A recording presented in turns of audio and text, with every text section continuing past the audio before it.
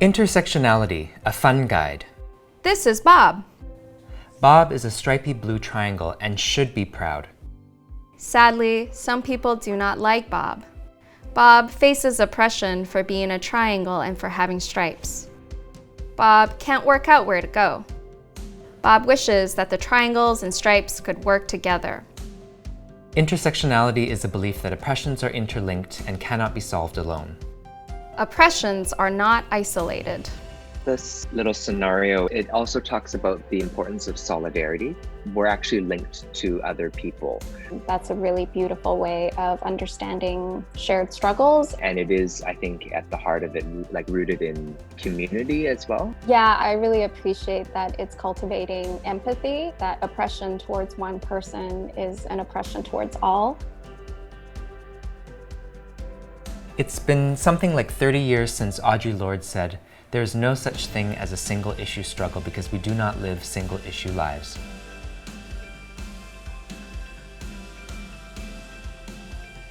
Many of our social justice problems like racism and sexism are often overlapping, creating multiple levels of social injustice. There's a very specific way in which Kimberly Crenshaw uses the term intersectionality. The metaphor that Crenshaw uses is of the intersection. So the cars are coming and they collide in the center, and it's a big crash and a mashup of these things, and you can't really disentangle them. It's a very useful and productive way to describe the various intersections that we may occupy as it relates to gender, race, sexuality. It has inspired a lot of young people to adopt this idea into their own projects and movements. I think there's real power in youth movements right now to address marginalization and racism. And there's such an opportunity for younger generations to hold accountability for us all and to help us chart a more just path forward. The current climate movement is predominantly white and predominantly privileged. A lot of the spaces, a lot of the organizations, a lot of the people talk about issues that only really impact white suburbia. Being a person of color, being racialized, being queer, those identity markers, those dimensions of diversity that we have are not risk factors. What are the risk factors are practices of oppression, racism, the ongoing legacies of colonization or colonialism.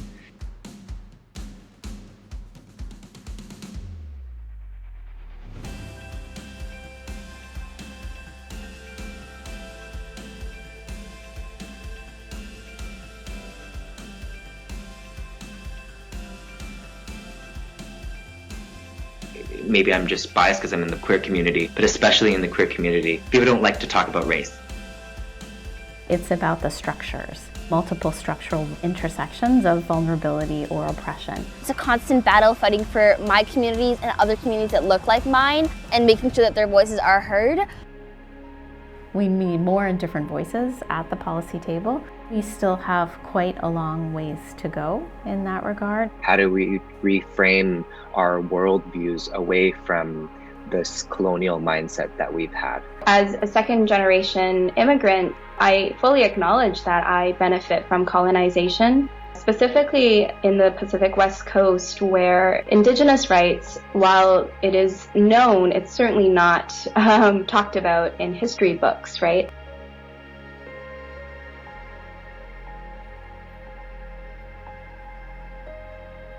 What parts of our worldview, including how do we relate to each other, how do we relate to the land, and how we are responsible to our communities. We face multiple layers, all of us do.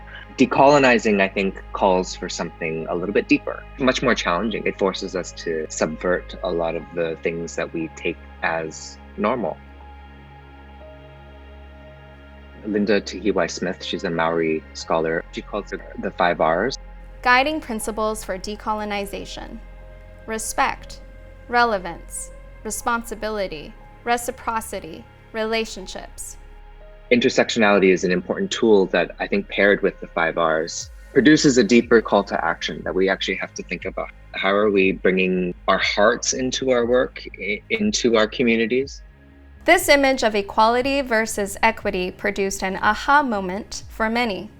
But since then, it's been critiqued as being not enough.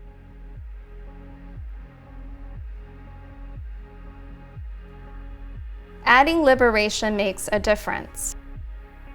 But in light of the Black Lives Matter movement, it is being re-examined again.